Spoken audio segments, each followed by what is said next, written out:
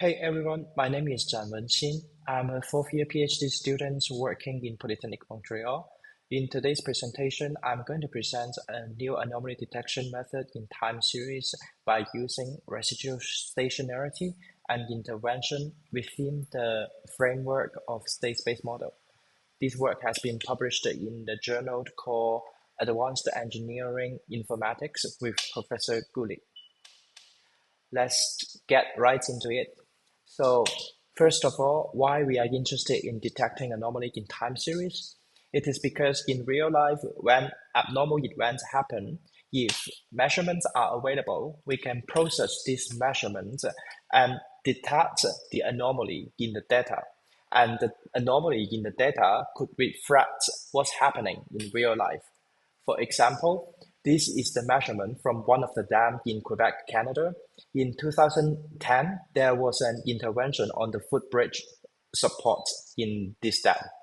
And this intervention has been recorded in their data that in this year, we can see that before the intervention, all the measurements follow one trend, and after it shifted to a new trend. Of course, this time series, the anomaly is very obvious that we can even visually see it. However, what we want to do is to detect anomalies of very small magnitude. For example, here, the change in the trend is very small that at the beginning is almost impossible to visually identify where the anomaly starts.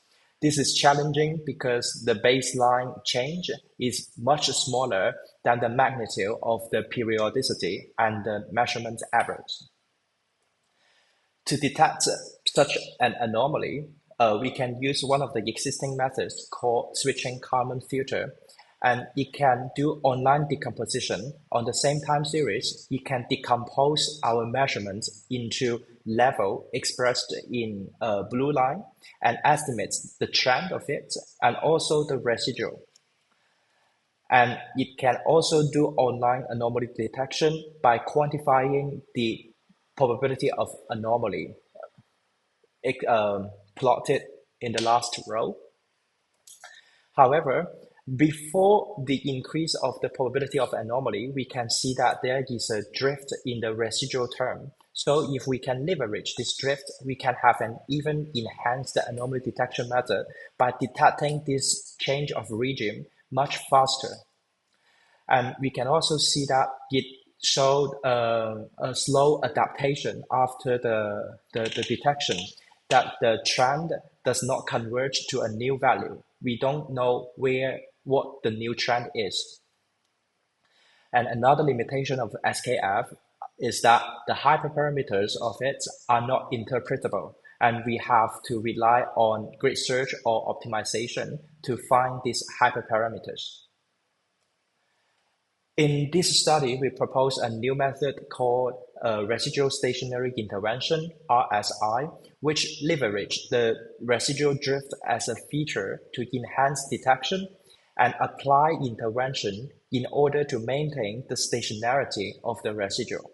So we can compare the hidden state decomposition from RSI and SKF that the residual is much more stationary than the switching Kalman filter, and it also have a better adaptation in new region that the trend converge to a new value and give us extra useful information.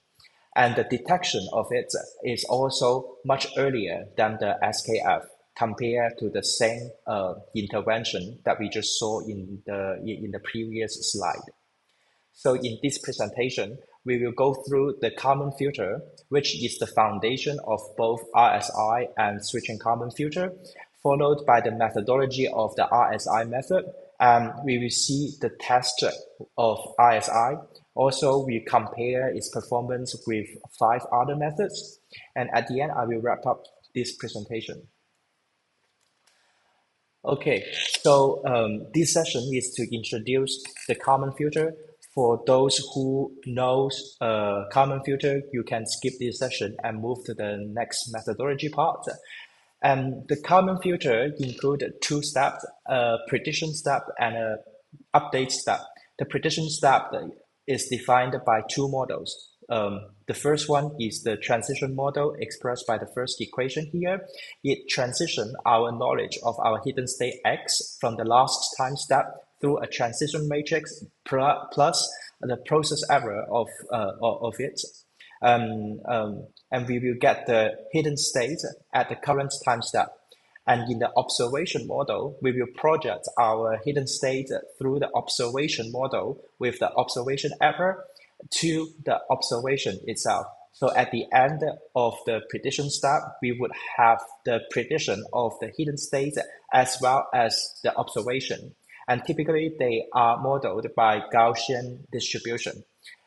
In the update step, we will compare our prediction for the observation with the true observation in order to update our hidden state estimation. And we will follow this equation to update the moments of them. And when the dynamic system in Kalman filter is expressed in the state space model, we can model the system by a few components. For example, the baseline components, including local level, local trend, the periodicity, which could be modeled by a Fourier form, but here in our study, we will use the LSTM component, and the residual of the system is modeled by a first-order autoregressive component. And here is one example. Given the one-time series expressed in red color, and we will take parts of the stationary time series as the training and validation set to train our LSTM as well as the online AR component. And after we train our model and we have our SSM at the end of the validation set, we can fix it and process all the observation in an online manner that each time when data arrive, we will update the model. And we have the hidden state expressed in blue color, and the green is the prediction of the observation. And here we have the local level hidden state, local trend hidden state, LSTM, as well as the AR component. And for those who are interested in more details about the state SSM, please refer to the chapter 12 in the book called Probabilistic Machine Learning for Civil Engineers. And for those who are interested in the residual online AR components, please refer to the paper by Decker in 2023 and the LSTM components by Wong in 2025. In a stationary time series here, where the trend is a constant, we can see that even using a single Kalman filter, it works pretty well. However, if the time series is non-stationary, where we can see there is a change of trend after the red dashed line, just like what we saw in the context part when intervention applied and then our time series could shift to a new trend, by using a single Kalman filter would fail in the decomposition. And we can see the baseline components cannot adapt to the new observation. And also, we can see most drift in the observation is absorbed by the residual. The residual now is no longer stationary, but show a drift. And there's a delay in capturing this drift. It doesn't fully absorb the drift, but only partially. And some drift go to the LT component, as we can see here. And the solution of it is to another limitation of the drift is that this drift is overlapped with the stationary residuals, for example, in this part. So even it's going up because it's overlapped with the residual, the stationary residual, we cannot see it at the beginning. So the solution is to isolate this drift from the stationary residual and leverage it to enhance detection. This is the overview of the proposed methodology RSI. Given a time series with an anomaly happening at the black dashed line here, and we are at the current time step t. By using a single Kalman filter, we can decompose this time series into different components. Here, I only plot the local trend, LSTM, and AR, etc. So what RSI does is that it will further decompose this AR component, this AR estimates, by using an auxiliary drift SSM called MD here. And I plot the local trend in the drift model, which shows the trend of our residual estimates. And by doing so, we can have a more clear representation of the drift in the residual. And then we can determine whether this hidden state is stationary or not. If it's stationary, then everything goes well and we will move on to the next time step. If it's non-stationary, it will trigger an alarm and require an intervention in the system following this equation that at the current time step, the intervention time, and we will need to intervene the hidden state from the last time step and use this the new hidden state with intervention as the new hidden state to start our transition model. And with this intervention, we can carry on to next time step and future measurements. And in the next slide, we will look deeper into how to define this drift SSM and how to quantify the probability of anomaly, and also how to intervene our Kalman filter. The residual drift model is defined by 3 hidden states: local level, local trend, and autoregressive, with a D at the end indicating this is the hidden state in the drift model. And the prediction step is different from the regular Kalman filter because now we are not predicting a scalar observation. Instead, we are predicting the autoregressive estimate, which is modeled by a Gaussian distribution. And the update step is that we will compare the prediction of this hidden state with the true hidden states estimated from the base SSM. So here, these 2 moments are from the base SSM, and these 2 are the observation prediction from our drift SSM, from this one. So we will compare these moments and do the update step. And then we will have the updated hidden state in the drift model and carry on. Here is one example. We got our hidden state estimate, the AR estimates from the drift model, which is plotted in blue color. And then the hidden state in the drift model are the LD, LTD, and ARD plotted in orange color.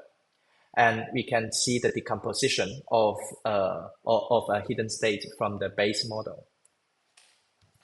To quantify the probability of anomaly, we will apply at each time step 2 independent actions in the system, which is A0 and A1. A0 means do nothing. We keep the SM as it is. And A1 is apply intervention in the system. So these 2 SSM will execute one time step in parallel, and we will compare the prediction from the two SSM and to see which model explain our data and hidden state in a better way. So this is the equation for the intervention. We apply our intervention at the current time step to the hidden state, the posterior hidden state from the last time step. And the intervention is from the drift model here. So we will take the hidden state from the drift model and send it to the base model.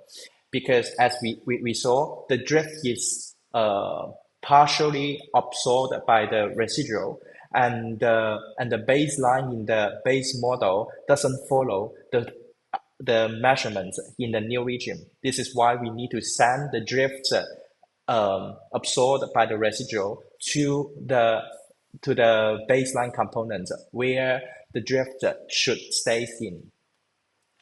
And then we reset the drift model after the intervention in the base model.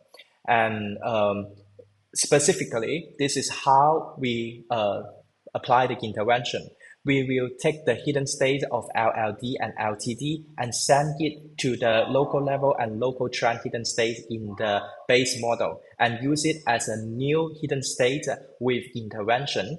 And then we set the drift model following these two equations that we will set the LD to 0 after, and then set the LTD to the expected value of the stationary residual distribution, which is fitted to a number of stationary realization of mu LTD. So how we got the stationary realization is that we, after having trained an SSM for the time series, we can use that SSM to generate synthetic time series. And we will generate a number of synthetic time series and run the same base and drift SSM on this time series and to get these stationary samples to finally fit our Gaussian distribution of the stationary residual. And this is the equation to compute the probability of anomaly. It is defined by the probability of requiring an intervention given all the observation up to the current time step and the hidden state up to the current time step. And this probability is the joint probability of observing Y at the current time step, having the stationary hidden state, and requiring intervention given all the observation up to the last time step, divided by the sum of this joint probability under two different actions. And here we approximate this stationary hidden state with the stationarity of the expected value of LTD here. So this joint probability is computed by multiplying these three terms together by assuming observing YT having stationary hidden state and requiring action A1 or 0 as independent event. And the first term is the likelihood of the observation. So this is just to compare our current observation with the prediction of it. And the probability that the mu LTD is stationary is to compare this value with our stationary realization distribution. And the last term is the prior for each action. So we will see how to intervene this SSM. Before going there, we need to distinguish two different concepts in the RSI framework. One is the tentative intervention, and the other is a permanent intervention. So when I talk about the tentative intervention, it means it's a temporary intervention that we applied at only one time step. It doesn't carry on for future time step. We just apply this intervention on one time step and to compare its performance with the original model.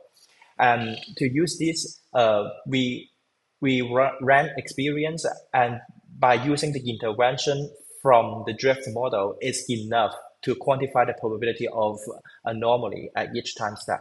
However, it is not sufficient to be used as a permanent one after the detection and carry on for future data. It is because the hidden state in the drift model is estimated using the past available observation. It might be not general to future data and could fail, and maybe it will not be robust enough in the future.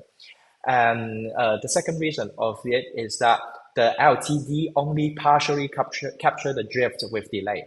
So remember, the observation in the drift model is except the residual hidden state from the base model. So the residual in the base model only partially absorb the drift from the observation.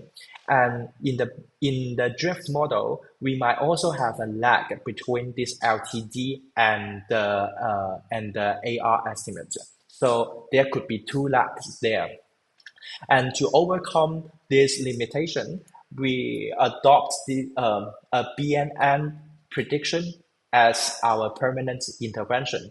So this is a Bayesian neural network that take the history of our LTD estimates as the input, and it predicts the intervention at a time at an intervention time. So the input is defined by the history of the expected value of LTD estimates. We can see it in the figure that at the current time step t, we will take the expected value of LTD at t minus 1, t minus 2, t minus 4 until t minus 64 with a logarithmic interval. And with this input, the BNN will output some anomaly features that are the local level of the anomaly, local trend of the anomaly, and also the developed time of the anomaly in the network. And because we are using a BNN trained by tractable approximate Gaussian inference, TAGI, we would have this output expressed as a Gaussian distribution. We will have the moments of them. And here is how we use them, this anomaly feature, to construct our intervention at the intervention time. The intervention time is the current detection time minus the rounded expected value of the anomaly development time. So this is what the model believes is the beginning of the anomaly. And the second one is the intervention on the local trend, which takes the moments of the XLL of the anomaly here. And the local level intervention only take the variance from the XLL of the anomaly. For the intervention on the local trend, we take the moment of the XLT of the anomaly, and the intervention on the level, we only take the variance of it and keep the mean value, the mean value of the intervention as 0, is because we will intervene at the intervention time, and that is the time that the anomaly begins, and there's no change in level at that time. And after the intervention is applied in the base model, we will reset our drift SSM as usual. And this BNN is trained on samples, again generated from synthetic time series, but this time we apply a synthetic anomaly on this time series, and we have the anomaly labels to train the BNN. Okay, we tested the performance of RSI on synthetic and real time series. And on synthetic time series, we test on 2 data sets, the simple one and a complex one. And they are characterized by the autoregressive coefficients that we use to generate the residual of them. So when this coefficient is higher, the residual is more complex. As we can see in the second time series, there are more fluctuations in this time series. And we will keep the training and validation sets identical across all the time series, and the test time series would be different realization of these 2 SSM overlap with a synthetic anomaly that change the trend of it at different times. So each vertical dashed line represents one starting time of one anomaly. And in the next slide, we will see the detection time that different methods require to detect this group of anomaly. And the detection time is simply to compare the detection, the first detection given by the method with the beginning of the time series. So we can see for our method, the RSI in blue color here, we have the detection time on the first row on simple and complex time series with respect to different anomaly magnitude. And we also have the probability of detection of it, that for each magnitude, out of all the time series that we tested, how many out of them have a true detection. And the last row, we would have the number of repeated alarm, because in each test time series, we only have one anomaly that we only shift the trend one time. So what we want is one detection. We don't want more than one detection, because in real life, after the first anomaly, we might have a second one, a third one.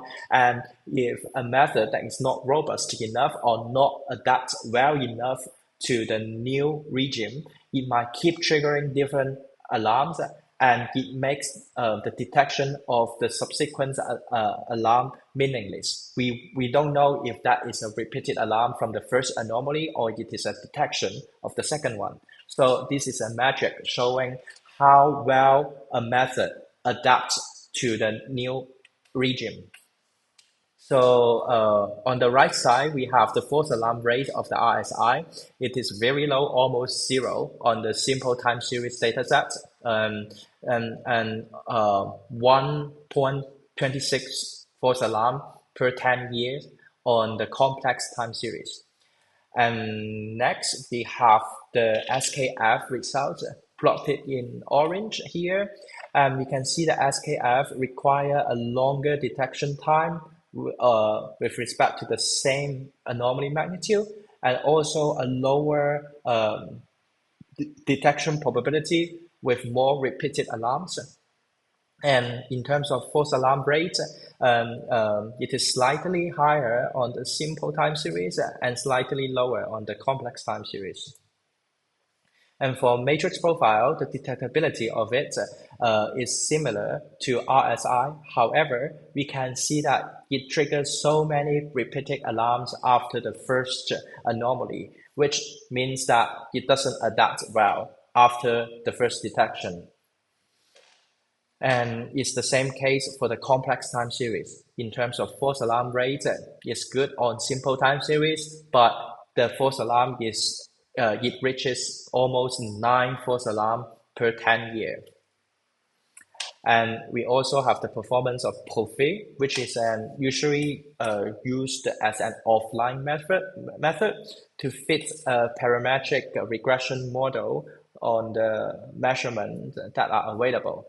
And to compare with our method, which are all online, we adapted to an online setting by retraining the regression model each time when we have a new observation.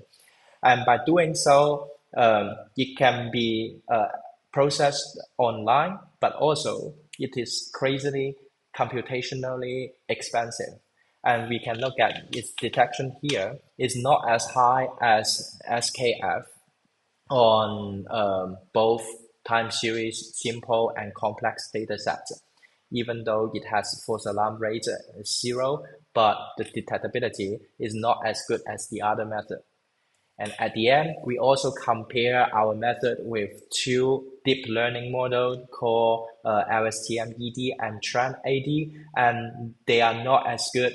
They doesn't show a good enough performance as our method,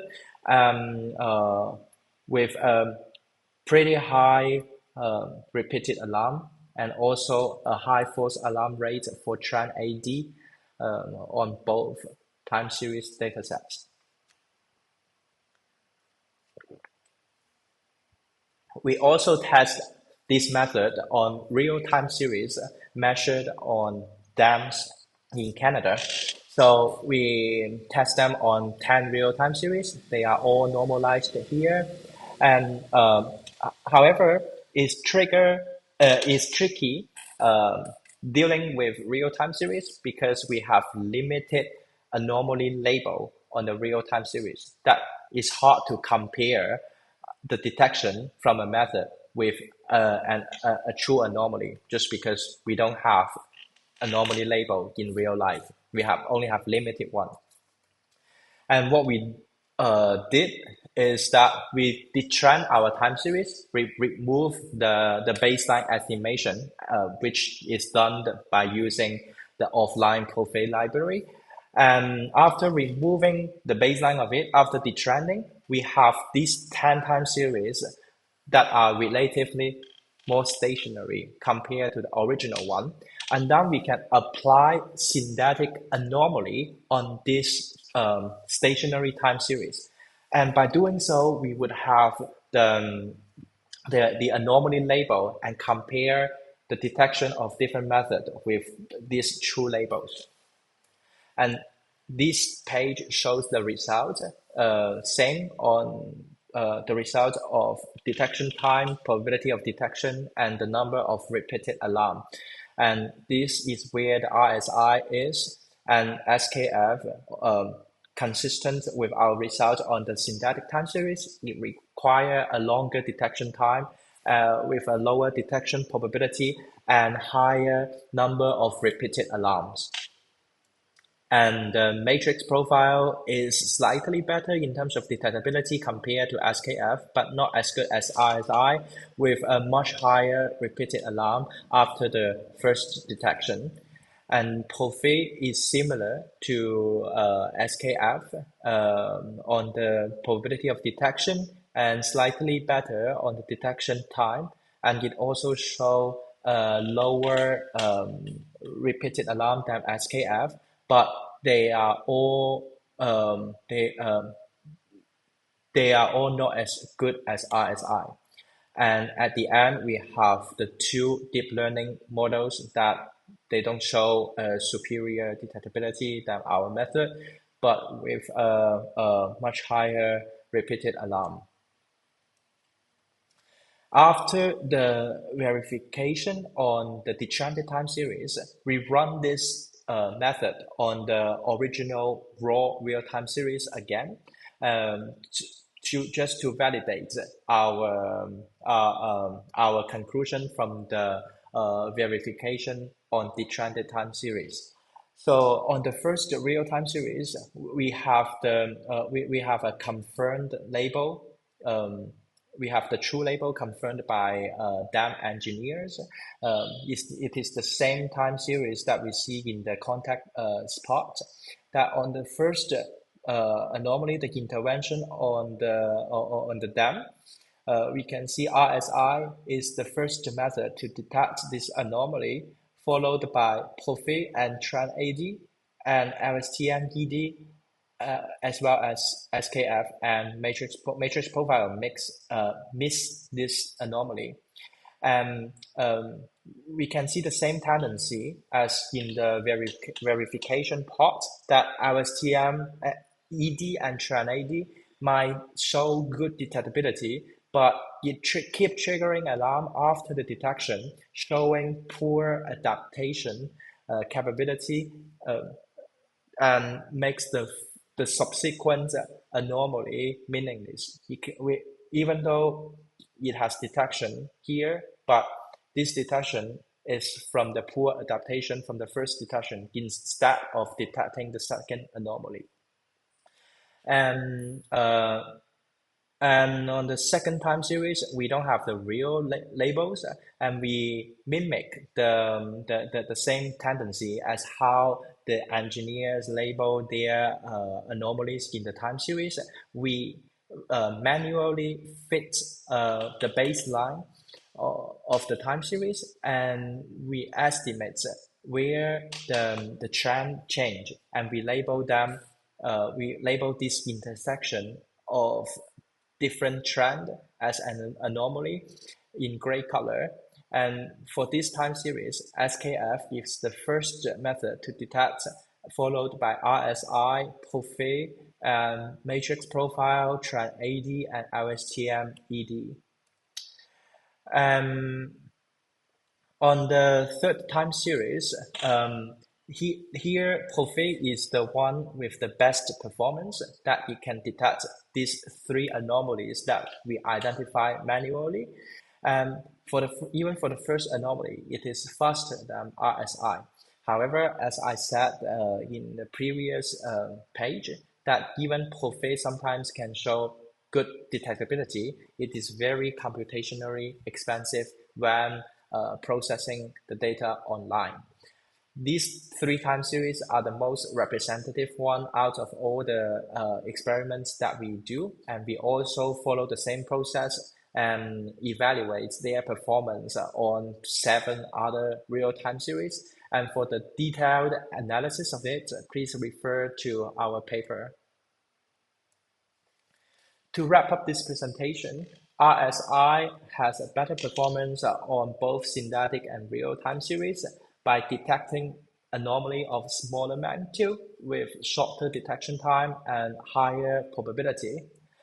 It adapts better in new regime with limited repeated alarm after the first detection, and it maintains a low false alarm rate.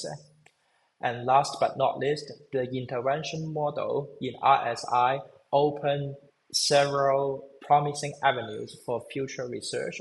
For example, how to better apply the intervention in the past, when to apply, and what intervention we should apply, and how to classify our anomaly by using a classification model as the intervention model, and so as to correspond different change in the data to meaningful real anomaly in real life.